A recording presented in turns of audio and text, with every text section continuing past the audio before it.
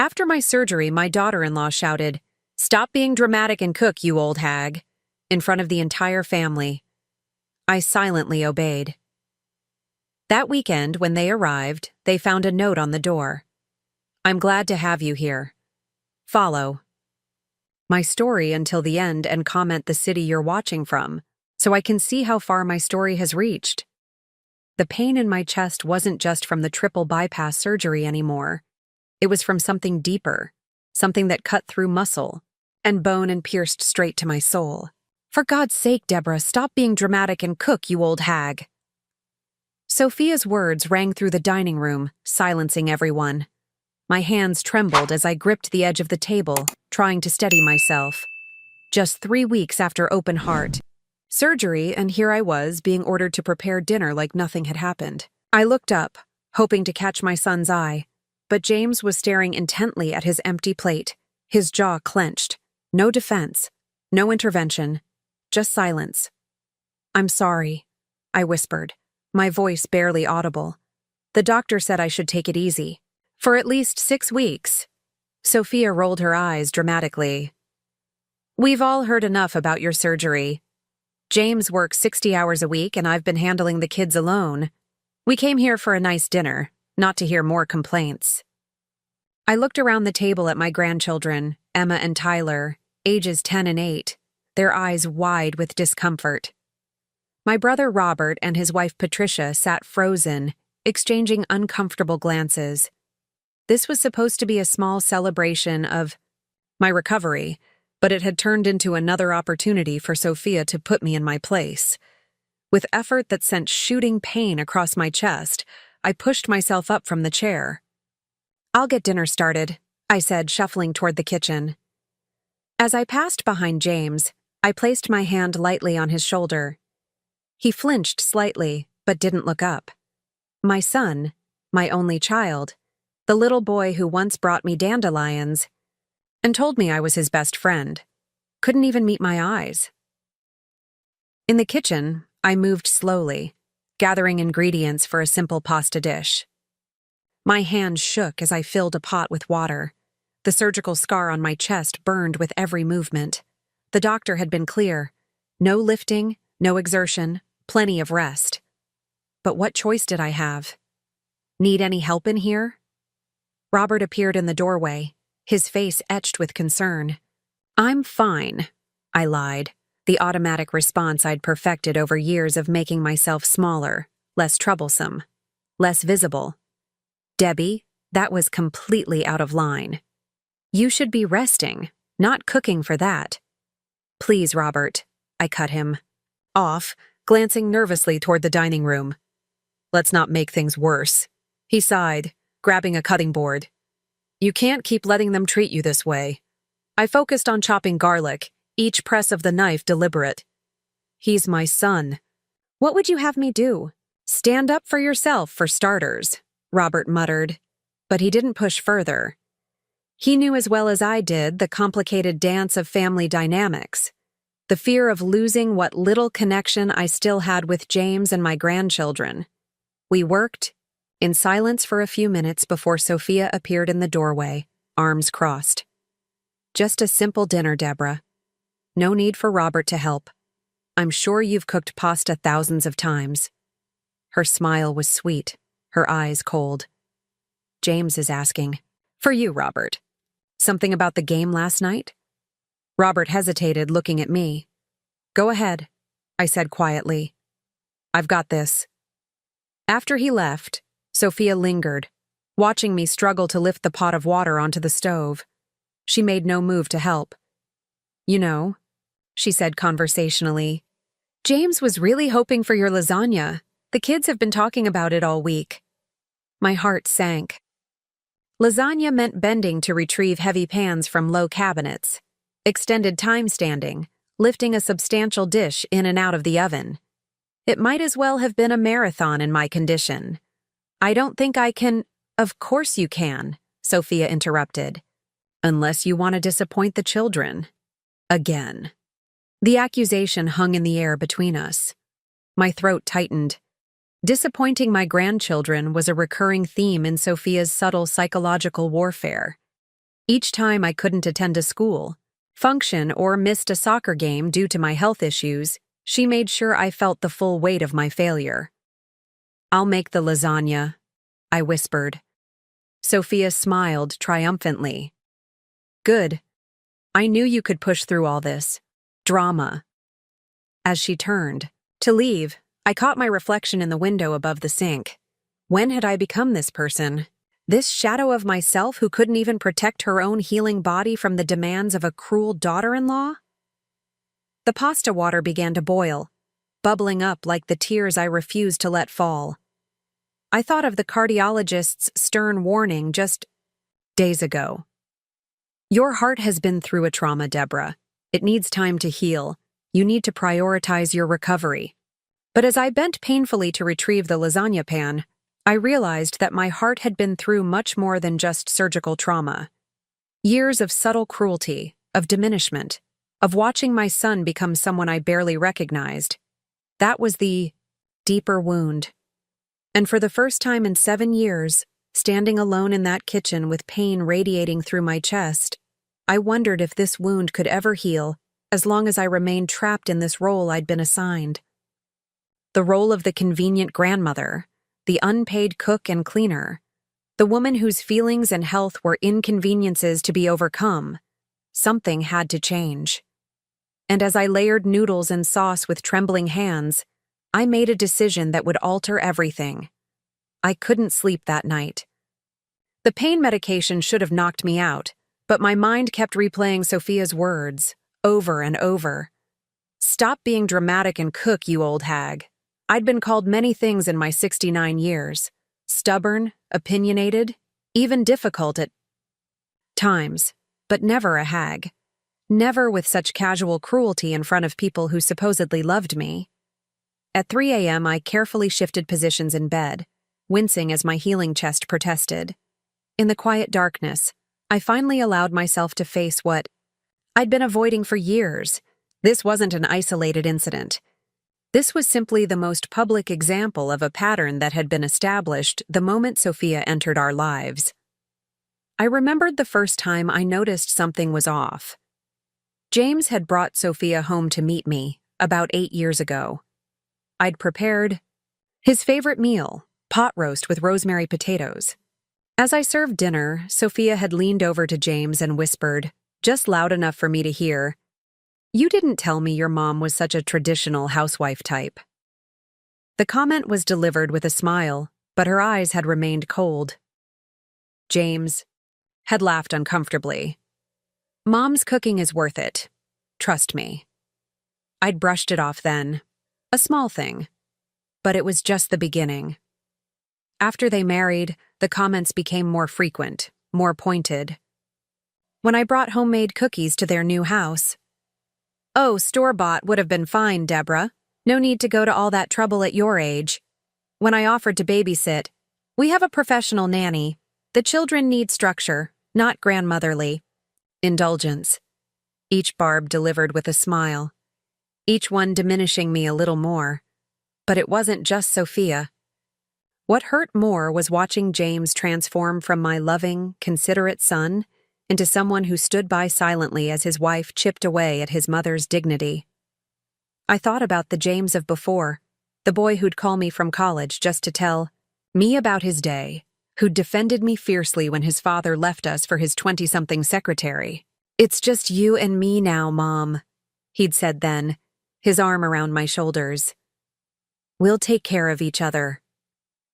When had that boy disappeared? When had he become this man who couldn't even look me in the eye as his wife called me a hag? I reached for my phone on the nightstand and pulled up the photos from last Christmas. There I was at the edge of every family picture, slightly blurred, as if I were already fading away. In one image, I was in the kitchen, of course, while everyone else posed in their matching pajamas by the tree. In another, I was half cut off, barely in frame as Sophia took center stage, directing the entire event like a movie she was starring in. I scrolled back further to photos from before Sophia. There was James with his arm around me at his graduate school graduation, both of us beaming, both fully in the frame. something had changed, and it wasn't just Sophia's influence. James had allowed this to happen, had participated in it even, with his silence and his absence. I thought about all the times I'd swallowed my hurt feelings, when they forgot to invite me to Emma's ballet recital, when they planned a family vacation and informed me about it only after they returned. When James stopped calling except to ask if I could watch the kids on short notice or prepare food for some event. I'd become a utility, not a mother. A convenience, not a person with feelings and needs of her own. The surgery had forced me to face my own mortality. Lying in that hospital bed, hooked up to machines, I'd had plenty of time to think about the life I'd been living. The doctor had been blunt. "Your heart is wearing out faster than it should, Deborah. The stress in your life isn't helping." Stress. Like the stress of walking on eggshells in my own home. The stress of never knowing when the next cutting remark would come. The stress of watching my son drift away, unable to stop it. I carefully sat up, switching on the bedside lamp. My chest ached, both from the surgical wound and from the realization that was crystallizing with painful clarity. I had become a servant in my own family. How had it happened so gradually that I barely noticed? After Richard left me for his young receptionist 20 years ago, I'd thrown myself into being the perfect mother to James. I'd worked 2 jobs to put him through college, postponed my own dreams, sacrificed everything to give him a good life. Perhaps that was part of the problem. I'd centered my entire existence around my son, and when he married Sophia, I desperately tried to maintain that connection by making myself useful, by being available whenever they needed me, on their terms, by accepting scraps of inclusion, instead of demanding respect. I thought about yesterday's dinner. After I'd served the lasagna, I had no business making in my condition. How Sophia had criticized the amount of garlic, how James had remained silent, how the children had eaten quickly and asked to be excused to play video games. How Robert and Patricia had exchanged glances throughout the meal, their discomfort palpable. After everyone left, I'd stood alone in my kitchen, surrounded by dirty dishes, my surgical scar throbbing, and I'd felt something I hadn't allowed myself to feel in years. Anger. Not just at Sophia, though her cruelty was the most obvious target. Not just at James, though his betrayal cut deepest. But at myself, for allowing this situation to continue for so long. For accepting the unacceptable out of fear of losing what little connection I still had to my son and grandchildren.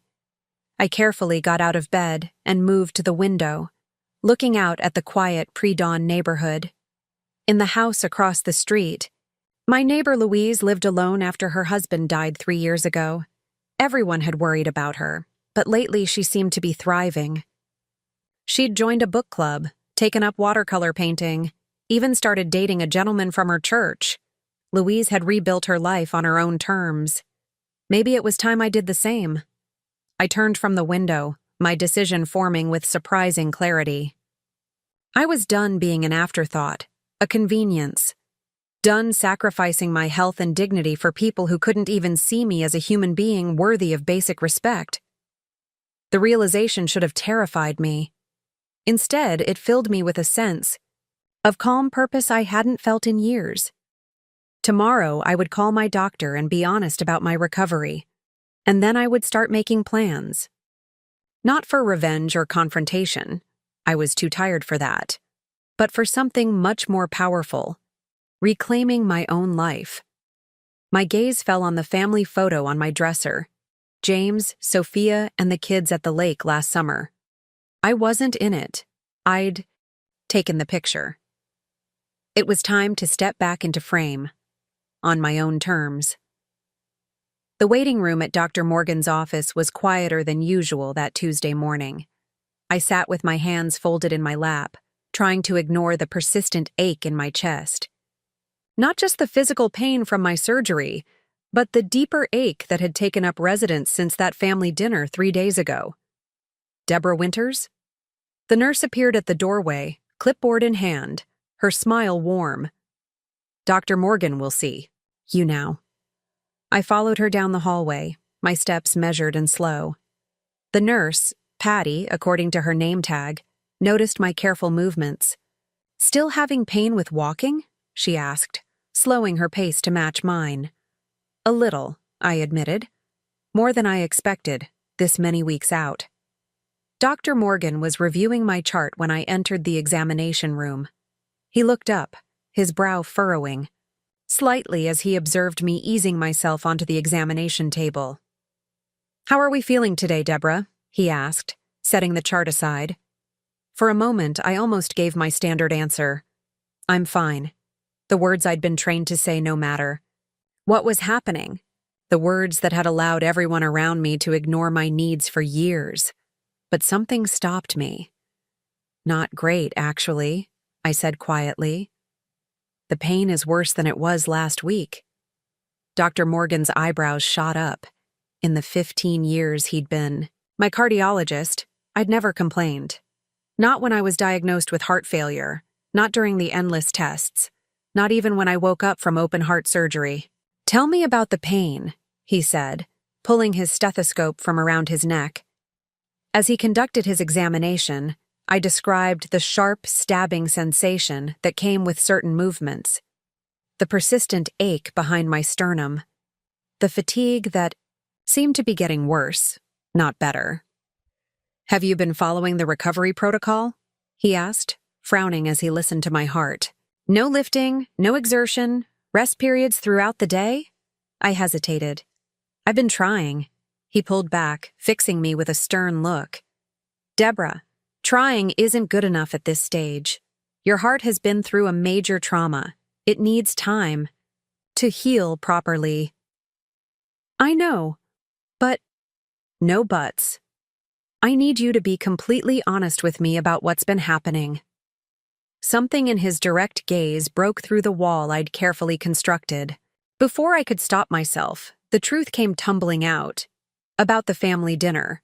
About cooking lasagna 3 weeks after open-heart surgery.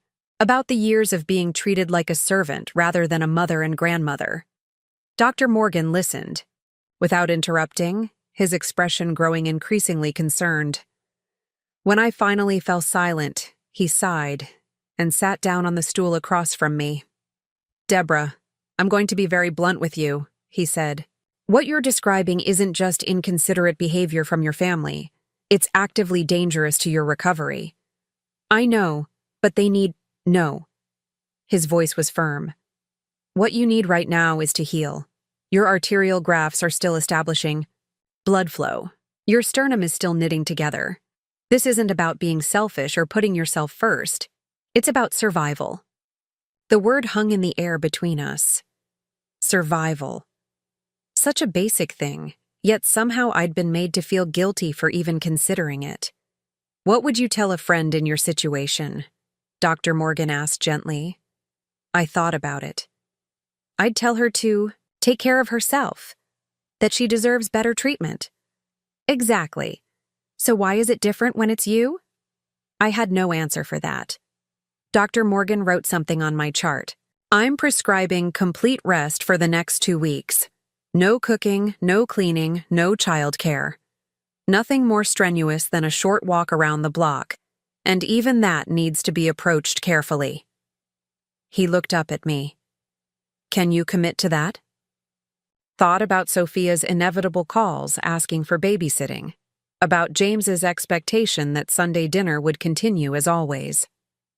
I don't know if my family will understand." Dr. Morgan's expression hardened. "Then they can talk to me. This isn't a suggestion, Deborah. It's a medical necessity." He handed me a printed sheet. "I've written everything down. Show this to your family if you need to." But as I left the office, the paper tucked into my purse, I knew it wouldn't matter. A doctor's orders wouldn't change Sophia's expectations or James's complicity. They would find a way to make me feel guilty, to frame my health needs as an inconvenience. To them, unless I changed the equation entirely. The idea came to me as I drove home, so simple and clear that I nearly pulled over from the shock of it. I didn't have to be available. I didn't have to answer every call, respond to every demand. I didn't even have to be in my house when they arrived expecting dinner on Sunday. For the first time in years, I felt a flicker of something that might have been hope. At home, I made a cup of tea and sat at my kitchen table with a notepad.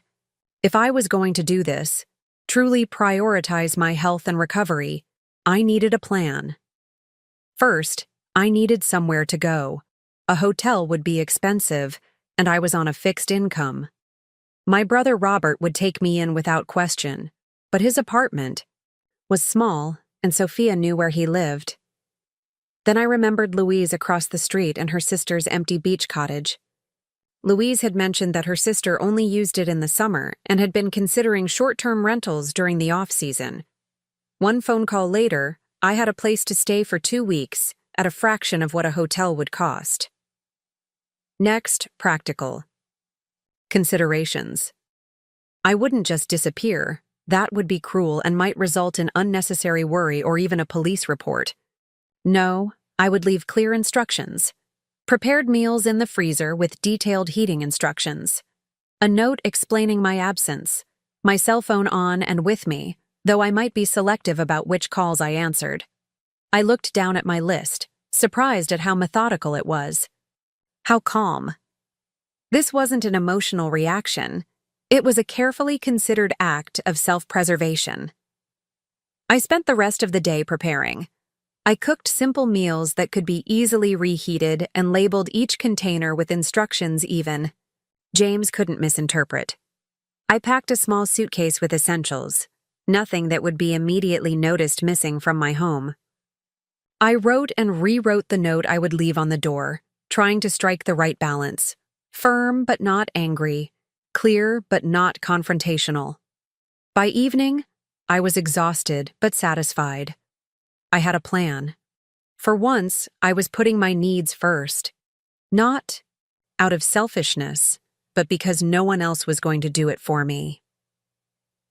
That night, as I lay in bed, I felt a strange sense of peace despite the enormity of what I was about to do. For years, I had defined myself by what I could provide to others. Now I was choosing a different path. My heart seemed to beat more steadily at the thought. Sunday morning dawned clear and bright, sunlight streaming through my bedroom curtains. For a moment, I lay still, listening to the familiar sounds of my home, the gentle hum of the refrigerator, the distant chirping of birds in the backyard maple tree. This house had been my anchor for 30 years. The place where I'd raised James, where I'd rebuilt my life after Richard left, where I'd hosted countless family gatherings. Today, I was walking away from it all. Not forever. I wasn't dramatic enough for that kind of grand gesture. Just long. Enough to make my point. Long enough to heal, both physically and emotionally. I moved carefully through my morning routine, mindful of Dr. Morgan's warnings about overexertion. The pain in my chest was slightly better this morning, which I took as a good sign. My body was trying to heal. It was time I gave it the chance. Louise arrived at 9, as promised, her practical sedan idling quietly in my driveway. "Are you sure about this, Deborah?" she asked as she helped me carry my small suitcase to her car. "It's not too late to change your mind." I looked back at my house, at the garden I'd tended so carefully over the years, at the porch swing where I used to rock James to sleep on summer evenings. "I'm sure," I said quietly. "It's only for 2 weeks, and it's necessary." Louise nodded, understanding in her eyes. She'd been there the day after the disastrous family dinner, had seen the lasagna pan soaking in my sink, had noticed my labored breathing and the way I winced with each movement. She hadn't said anything then, but her silent support had meant everything. "The cottage is all set up," she said as we drove. "Sarah stocked the fridge and left some of her books. She remembered you like mysteries. The neighbor 2 doors down has the spare key if you need anything, and I'll check on you every few days." I felt a lump form in my throat at her kindness. When was the last time someone had considered what I might need or want? When was the last time I'd been the recipient of care rather than the provider of it? Thank you, I whispered, not trusting myself to say more. The beach cottage was perfect, small and cozy, with large windows overlooking the water. It was the off-season, so the beach was nearly deserted, just a few dog walkers in the distance. The quiet felt like a gift after years of constant availability. There's a landline if you need it, Louise explained, showing me around. Cell reception can be spotty, and I wrote down the address for the urgent care center just in case.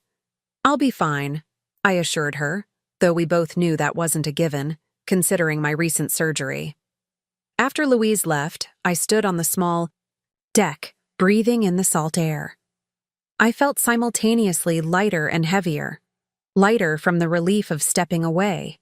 Heavier from the knowledge of what awaited me at the end of these 2 weeks. There would be anger, recriminations, guilt trips. But for now, for these precious days, I was free. Back at my house, the note I'd carefully crafted was taped to the front door, where James and Sophia couldn't miss it when they arrived for the expected Sunday dinner. Dear James, Sophia, and children, I'm taking some time away to focus on my recovery, as per my doctor's strict orders. I need complete rest for the next 2 weeks. There are prepared meals in the freezer with heating instructions on each container. Sunday's dinner is labeled and ready to be warmed at 350 degrees for 45 minutes. I love you all and will be in touch soon. Mom, Grandma, Deborah. Simple. Direct. No accusations, no drama.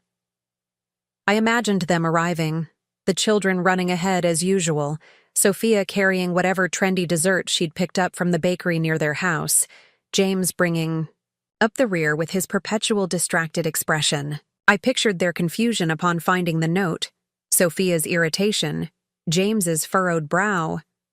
What would they do? Turn around and go home? Let themselves in and heat up the prepared meal? Call me in concern or anger?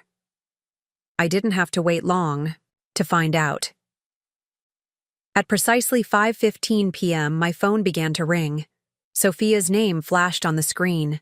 I let it go to voicemail, my heart pounding despite my resolve. The second call came 3 minutes later. James this time. Again, I let it ring through. Then, the text started. Mom, where are you? We're at the house. James. Deborah, this is extremely inconsiderate. We planned our entire day around this dinner. Sophia. Mom, are you okay? Should we be worried? James. The kids are hungry and disappointed. I hope you realize how selfish this is. Sophia. I read each message, noting with a detached sort of interest how quickly Sophia's tone escalated from annoyance to accusation. James, at least, showed some concern for my well-being, though it came second to his confusion over the disrupted routine. Not once did either of them mention my surgery or recovery. Not once did they acknowledge that perhaps I needed this time away. It was all about their inconvenience, their expectations, their disappointment. After about 20 minutes, the calls and texts slowed, then stopped. I imagined them going inside, finding the casserole in the freezer, following the heating instructions I'd left. Would they be grateful for my foresight? Or resentful that they had to handle this small task themselves? Just as the sun was setting, over the water, casting long golden reflections across the waves, my phone rang again. This time, it was Robert. Are you okay? He asked without preamble when I answered. James called me, frantic. Said you'd disappeared and left a cryptic note. I couldn't help but laugh at the characterization. I'm fine, Robert. And the note wasn't cryptic. It was quite clear. I'm taking some time to recover, as my doctor ordered. Where are you? Somewhere safe and quiet, I said, not ready to share my location even with him. I'll be back in 2 weeks. Robert was silent for a moment. Good for you, Debbie. he said finally. It's about damn time.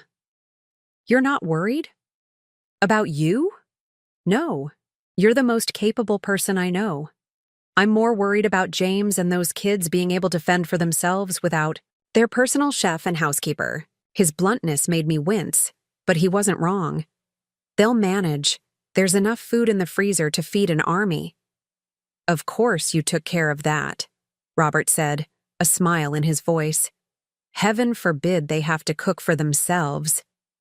After we hung up, I wrapped myself in a blanket and sat on the deck, watching the stars appear one by one above the darkening ocean. My phone buzzed with more messages, but I didn't look at them. Whatever crisis my absence had created, it wasn't mine to solve. Not tonight. For the first time in years, perhaps decades, I had nowhere to be, no one to care for, nothing to prepare. Just myself, the sound of waves on the shore, and the vast, star-filled sky above. I took a deep, careful breath, feeling the salt air fill my lungs. My chest still ached, but it was a clean pain now, the pain of healing, not the pain of being, constantly torn open by careless words and thoughtless demands. This, I realized, was what freedom felt like. Not the absence of responsibility, but the presence of choice. I had chosen this solitude, this peace, and no matter what happened when I returned home in 2 weeks, no one could take this moment away from me. I pulled the blanket tighter around my shoulders and smiled into the darkness. Let them figure it out for themselves. I had my own healing to focus on. The first 3 days of my self-imposed retreat passed in a kind of blissful haze. I slept more deeply than I had in years, lulled by the rhythmic sound of waves against the shore. I read the mystery novels Louise's sister had left, losing myself in stories where problems were solved neatly by the final chapter. I sat on the deck for hours, watching seagulls wheel and dive, feeling the tension gradually seep from my body. On the 4th day, reality intruded. My phone, which I'd been checking only once a day, exploded with notifications when I turned it on after breakfast.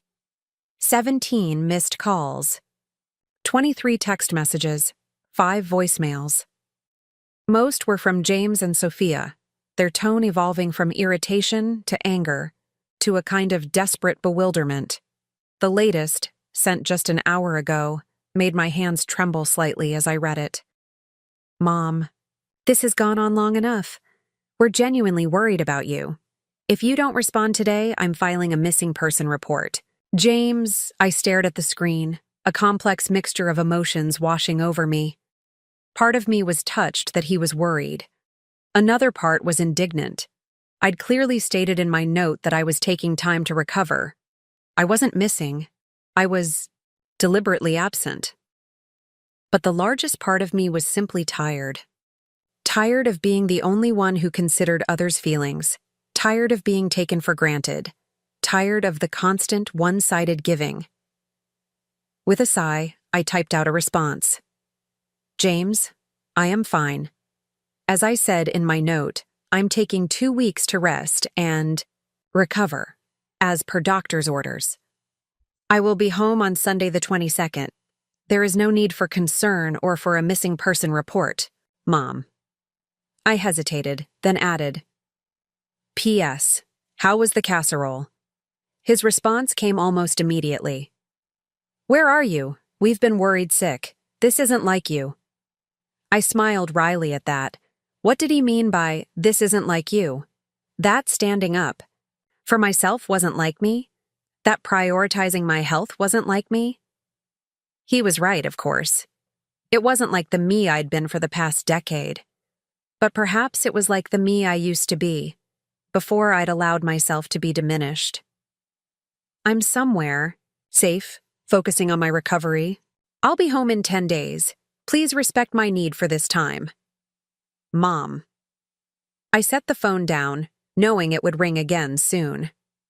Sure enough, barely a minute passed before James's name flashed on the screen.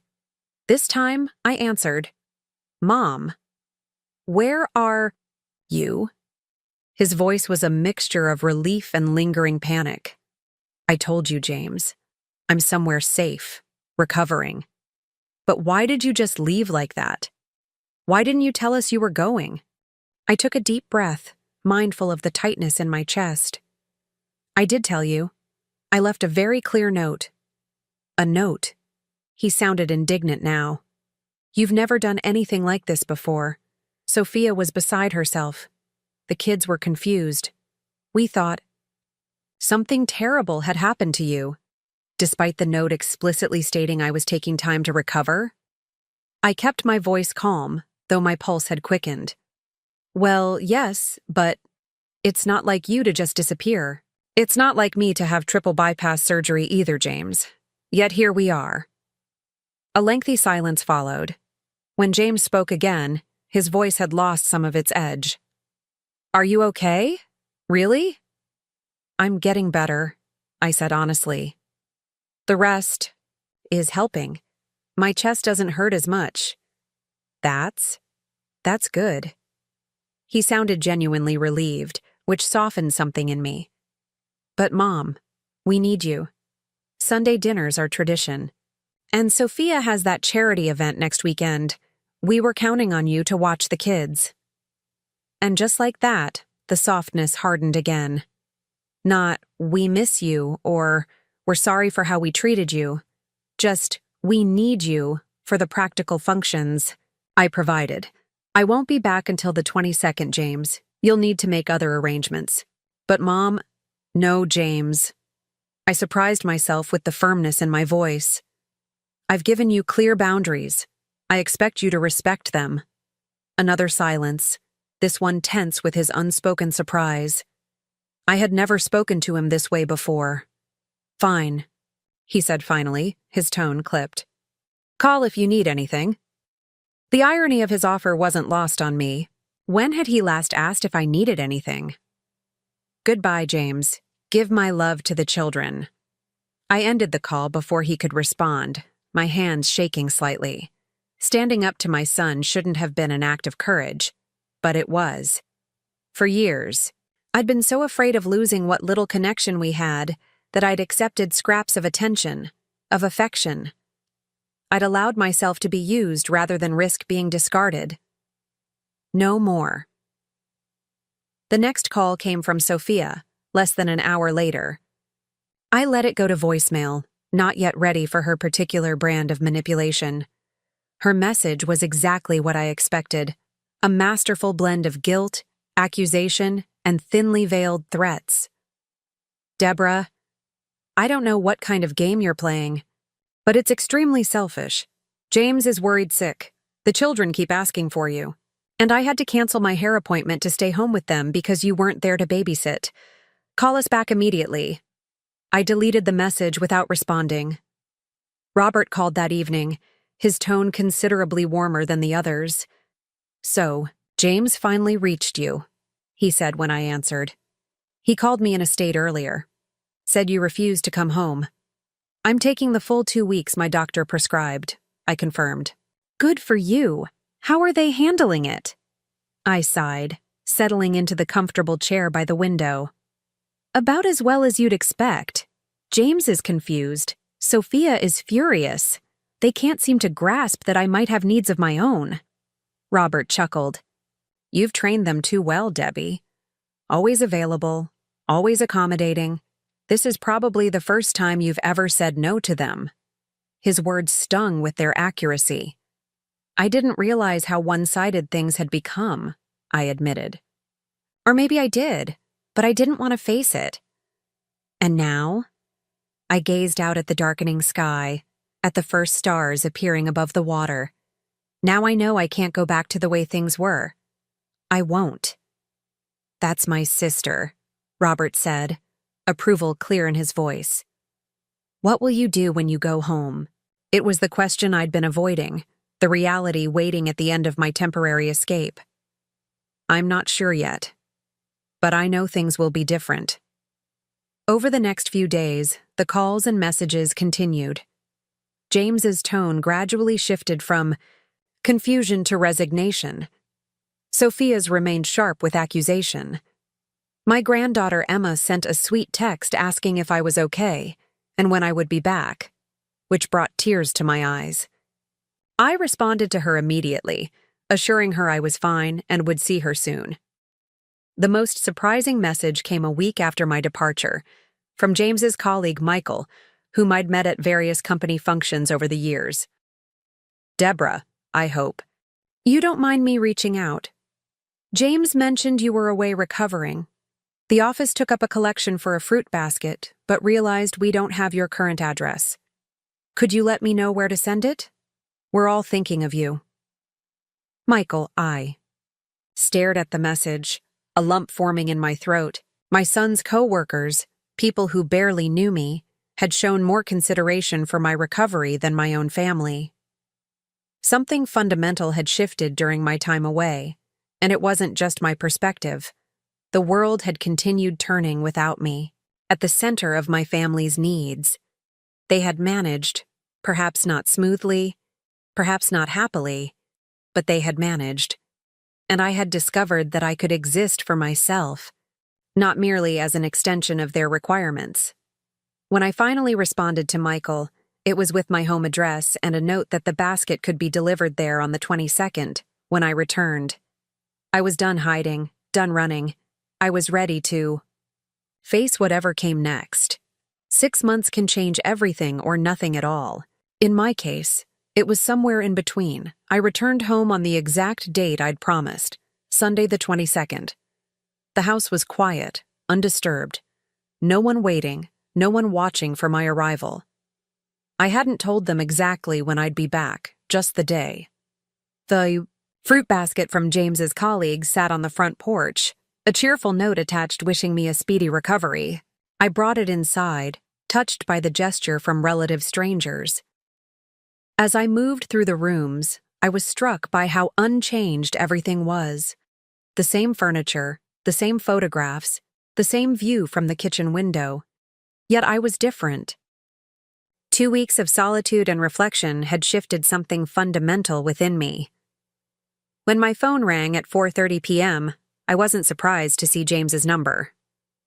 "We're on our way," he said without preamble when I answered. "Should be there in about 20 minutes. No. Are you home? No. How are you feeling?" Just the assumption that I would be there, waiting, Sunday dinner ready as always. "I won't be cooking today, James," I said calmly. "I only got home a few hours ago." A pause. "Oh, well, we can pick up something on the way. Do you need anything?" The question, so belatedly offered, almost made me laugh. "No, thank you. I have everything I need." When they arrived, Sophia was the first through the door, her expression a carefully composed mask of concern. "Deborah, you had us so worried," she said, leaning in for an air kiss beside my cheek. "You look rested." The slight hesitation told me everything. She'd expected to find me diminished somehow, weakened by my time away. Instead, I stood straight-backed and clear-eyed, no longer the fading woman who had left 2 weeks earlier. James, followed with the children, Emma rushing forward to hug me with genuine affection. "Grandma, we missed you." "I missed you too, sweetheart," I said, returning her embrace carefully, mindful of my healing chest. Tyler hung back, uncertain, until I opened my arms to him as well. "Did you bring us anything?" he asked as he hugged me, the innocent selfishness of childhood. "Not this time," I replied. "But I'm glad to see you." James set a bag of takeout containers on the kitchen counter. "We brought dinner," he said, his tone cautious, as if uncertain of his reception. "Chinese from that place you like."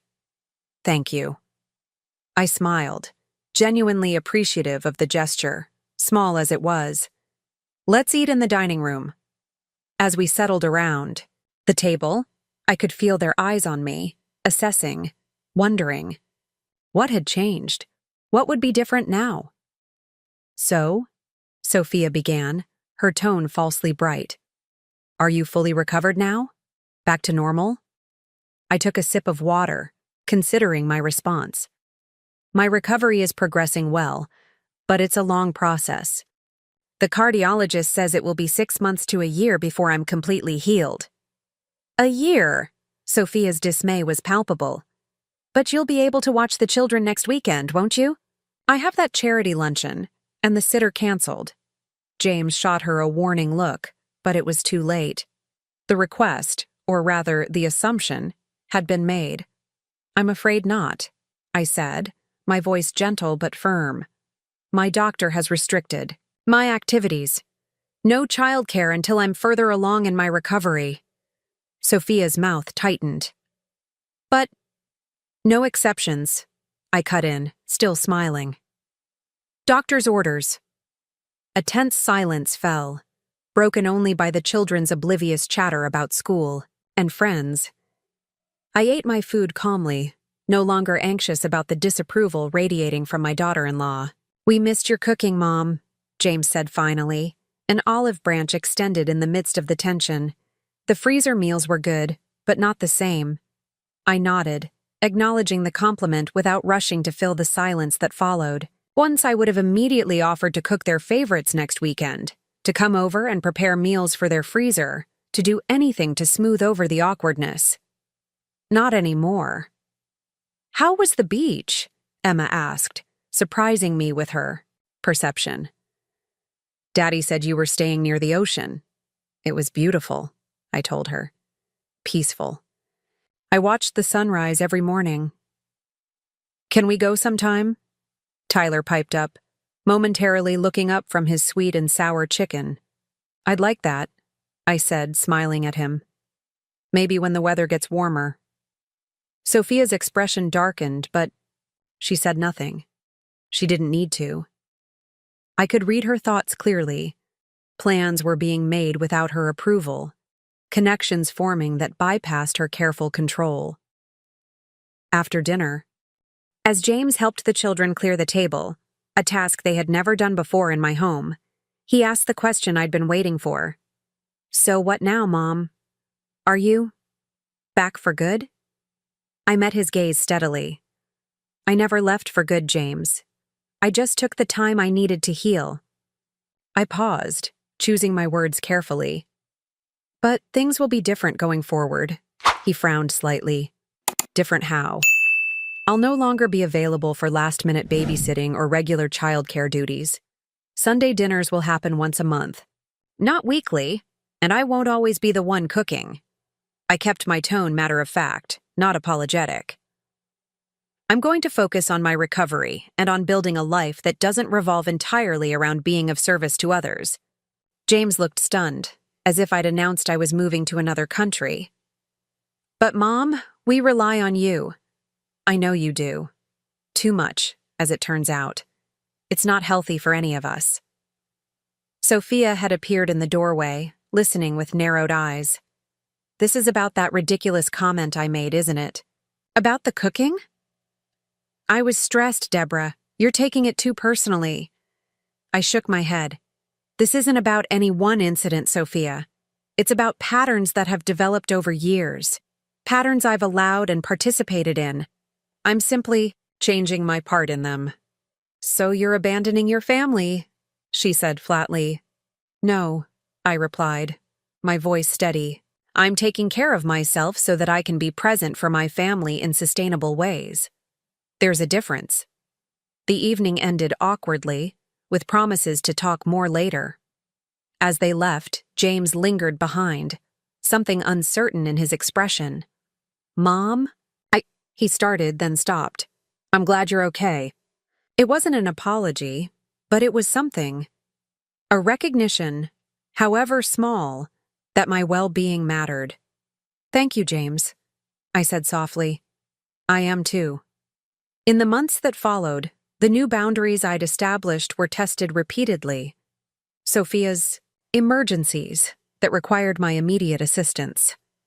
James's complaints about the reduced Sunday dinners. Even the children's bewilderment at my newfound unavailability. But I held firm. I joined a book club that met on Wednesday evenings, previously my standing date to babysit while James and Sophia had their date night. I took a watercolor class on Saturday mornings, I reconnected with old friends who had fallen by the wayside, as my family's demands had consumed more and more of my time. Most importantly, I stopped explaining my decisions. No became a complete sentence, not the beginning of a negotiation. It wasn't easy. There were tears, mostly mine, in private, arguments, mostly with Sophia, and moments of doubt, late at night when I wondered if I was being selfish after all. But my health improved dramatically once I stopped overextending myself. Dr. Morgan noted it at every checkup, his approval reinforcing my resolve. Surprisingly, my relationship with James began to heal as well, once he adjusted to the new reality. Without the constant backdrop of my availability, he seemed to value our time together more. We started having lunch, just the two of us, every other week, something we hadn't done in years. During one such lunch, 6 months after my disappearance, he finally broached the subject we'd been dancing around. "I didn't realize how much we took you for granted," he said quietly, studying his coffee cup. "Until you weren't there." I waited, giving him space to continue. "Sophia and we've been having some issues." He looked up, his expression troubled. "She expects a lot. From everyone. I didn't see it until I had to deal with everything you used to handle." "I enabled it," I acknowledged. "For a long time." He nodded slowly. "We're in counseling now. It's helping, I think." I reached across the table and squeezed his hand. "I'm glad, James. I miss how things were before," he admitted. "The weekly dinners, you always being there for the kids." "I miss some of it too," I said honestly. "But I don't miss feeling invisible. I don't miss putting everyone else's needs before my own health." He winced slightly but nodded. "I understand. I'm trying to." It wasn't perfect. Sophia still treated me with cool disdain at family gatherings. The children still sometimes complained that I wasn't as fun as before. There were still moments when I doubted my choices, when the pull of old patterns felt almost irresistible. But then I would look at my calendar, filled now with my own appointments, my own interests, my own life, and I would remember that beach cottage and the woman who had found her voice there. The woman who had finally realized that taking care of herself wasn't selfish, it was necessary. 6 months after my heart surgery, I wasn't just surviving, I was living, and that made all the difference. Now I'm curious about you who listened to my story. What would you do if you were in my place? Have you ever been through something similar? Comment below, and meanwhile, I'm leaving on the final screen 2 other stories that are channel favorites, and they will definitely surprise you. Thank you for watching until here.